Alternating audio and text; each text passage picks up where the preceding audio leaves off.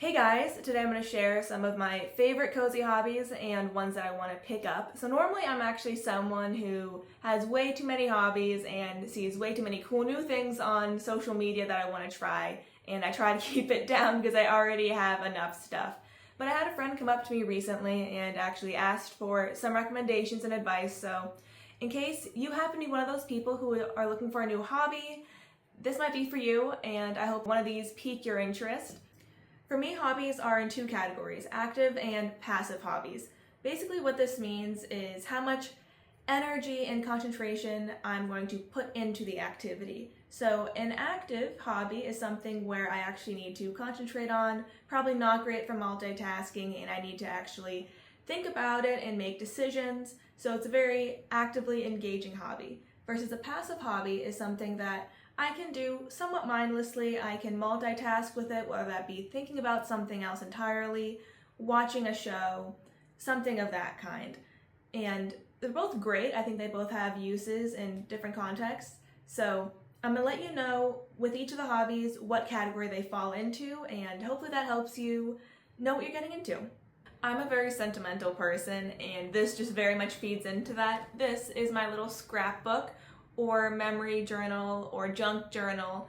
I will just collect pieces of paper and maps from really anything, whether that be going to the movies with my friends, going to a museum. I'll print out photos and put them into this little book as a little collage and write down what was happening. I really like it because I can first off look back on it and see details that I wouldn't have remembered otherwise. But it is a very active hobby. I just need my scrapbook, it's a glue stick and a pen. So here is an example of one of my spreads. You can see stickers, tickets, some random paper. I think this is probably from a bag. You can make it as complicated or as simple as you'd like, but for me, I'm someone who's just very nostalgic. I love it.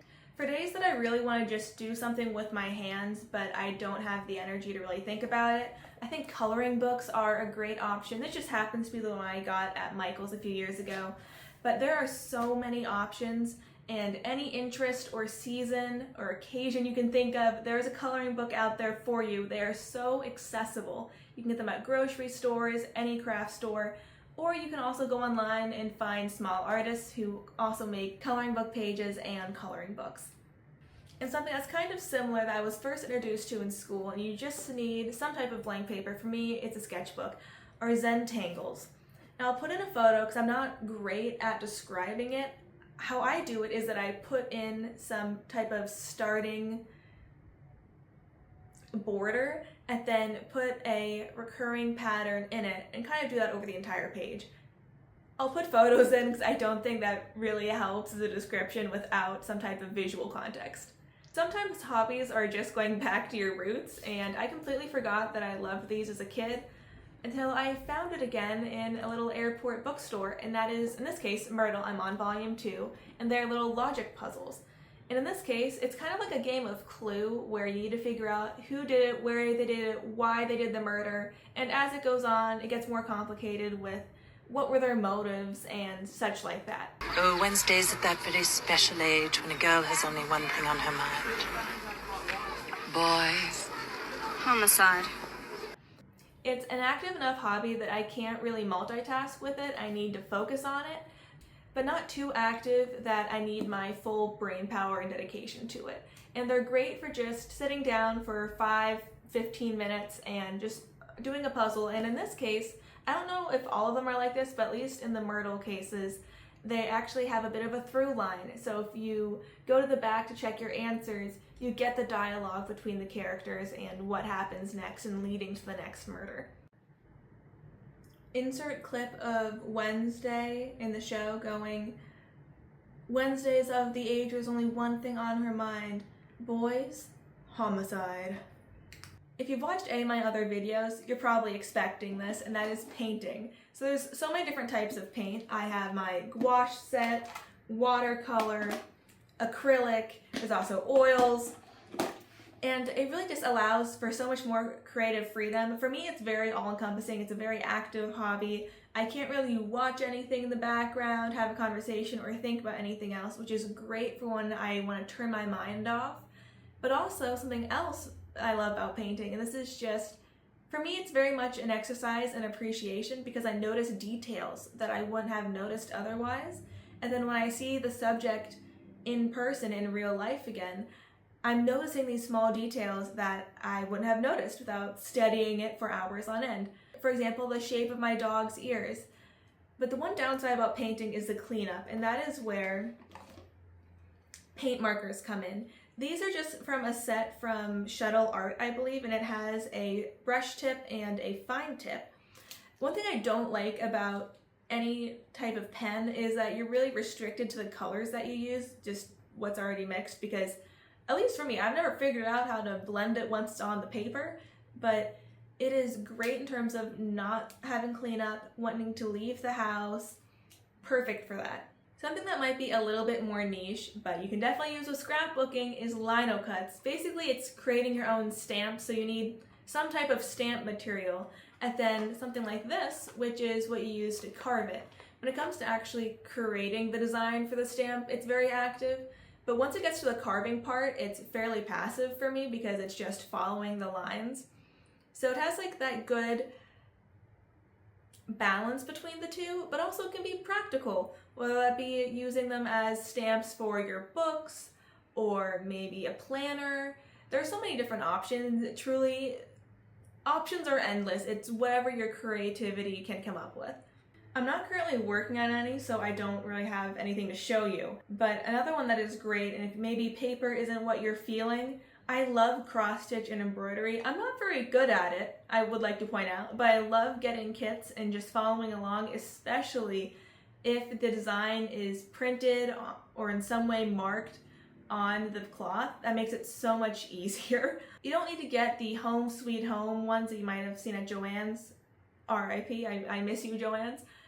You can find so many cool ones online of Avengers or geology, really anything you can think of, and if there isn't something, you can definitely design it. I'm definitely seeing a theme here with some of my suggestions between the coloring book, the embroidering cross stitch, and now the paint by numbers or bedazzle by numbers.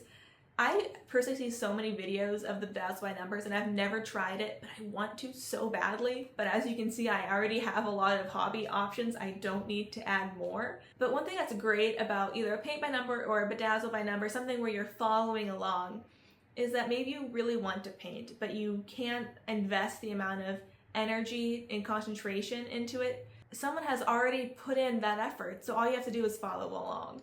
And it really makes it accessible for any energy point. And on top of that, the paint and the colors are already there, so it's really just the act of painting. This one can get expensive and rather space consuming really quickly, but things like Legos or some sort of building block kits are really great, just again following along. And if you get the mini ones, they can be really hard if you put them on the wrong, because it's just hard to get something that small off, but great in terms of storage and so many options. And if you're someone like me who wants to have things to have multiple purposes, maybe you stick with the theme so that it's like the Christmas houses or some other type of decor. I currently am working on a Lego, I think it's a hotel. It's been about 2 years since I started it, and I maybe do a little bit every month. I really need to get on that because right now the main bit is just sitting on the floor. I can't really say how active or passive of a hobby this is because I've never tried it, but felting, it looks adorable for starters, and the little like gnomes or mushrooms that people make, but it is so cool. As you can tell, I like making little doodads and buying little doodads, so that just I shouldn't. I have a habit of stabbing myself with needles, so I really shouldn't. But man, that would be so much fun. And kind of a similar thing as that is sewing. So I have a sewing machine, so it makes it a lot easier, but you can hand sew. For example, I'm making a little book sleeve for my planner so that I can have all of the little materials that I need for my planner, like highlighters and pens and such, all in one spot when it's not here in the house. A long love of mine is video games, and this can really go into the category of active or passive. It just depends on the game. If I have to shoot anything, that's in the active category because I have to think about it. But if it's Animal Crossing, not so much. Okay, I already just spoiled one of the recommendations I had. But in terms of specifically a cozy and more on the passive side games, I have a little list of ones that I've played. So if I'm looking down, it's my notebook. So for starters, my first love of cozy games, Animal Crossing. Now this one is just on the Switch or DS, but you can also download the app. I think it's called, is it Pocket Animal Crossing? Something like that. Also Stardew Valley. It is so intricate, but I absolutely love it, and it's on pretty much every platform, and you can do so many modifications. I don't know if anyone else remembers this being popular a couple years ago, but they just came out with a third game, and it makes me very happy, is Monument Valley. It's a puzzle game where you have to come up with solutions to get your being to another location, but it kind of messes with your head because of the laws of gravity and physics aren't the same, so something that shouldn't work, that wouldn't work in real life, works in the game. Another puzzle game, I know this is on Switch because it's what I played it on, is The Garden Between Us. Similar one where it has to do with optical illusion. It's another puzzle game is the point. It's another puzzle game. And if you want something with a little bit more of a storyline, I personally love Cozy Grove, which only lets you play, well, it doesn't say, I don't say let you play, but there's only maybe an hour's worth of stuff to do a day, so you can't get sucked into it. There's also Spirit Fair, where you're taking over as, I might be pronouncing this wrong, Charon, the one who takes the deceased across the river in Greek mythology into Hades. That guy, you've taken over his job, and you were helping all these people cross over, and a lot of them are people that you knew. So a little sad, but it's great also. And lastly, one that I recently did is Night in the Woods. You are I think a college dropout who's moved back home to your hometown. That sounds about right. But yeah, you're just investigating these people and oddities in your hometown, and it was really cute, and I love the art style of it. If you haven't read anything since you were in school, please give it another shot. It doesn't have to be that way, I swear. It really is a choose your own adventure. I mean, sure, you can go for the classics if you want and really engage with these stories on a deeper level like we did in school.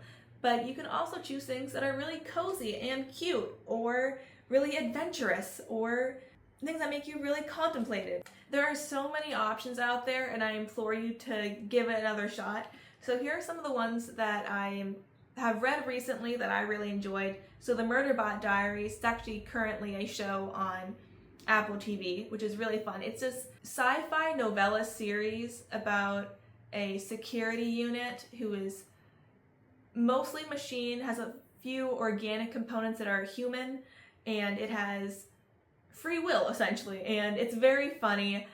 Again, they're very short, so it's a great way to start. Another one is Spy X Family. It's a manga. I'll be honest, not a lot happens. I think with manga is that, for me, I like to borrow it from the library because I read it so quickly, but it is so much fun. Another cozy book that is more on the fantasy side, which I feel like everyone knows, is Legends and Lattes. It follows, I believe, an orc who has retired from adventuring and wants to have a coffee shop. So it's fantasy, it's cute, it's cozy. The actual conflict is very short and very small, so you don't need to worry too much about what's going to happen. Oh, dead honest, you don't. Something that I've actually been slowly reading for like 2 years, and is the first time I realized that I could possibly like books in this category, is Anthropocene Reviewed. It's a collection of essays. I believe it was initially a podcast, and it's just John Green's kind of thoughts and perspectives on different things, very random things, but I really like it. Kind of similar to painting, it really makes me think more about the world and how it got here, how it has been impacted by people. If you are deciding to get into reading, or you're already reading, I'm sure you've already done this, but get a library card. They are so useful. If you don't want to show up in person to get a physical book, you can use it to get ebooks on your phone or a Kindle. My library also has video games you can use, so it is a great resource. So if you don't have a library card, I would highly suggest that you get one. If I've missed any, or you can think of other hobbies that you think people might enjoy, please put them in the comments, because although I should not be, I'm always looking for new hobbies, so please let me know. And if you like this video, please give it a thumbs up so I know to make more videos like this one. And you might like some of the other videos that I already have up, so please check those out.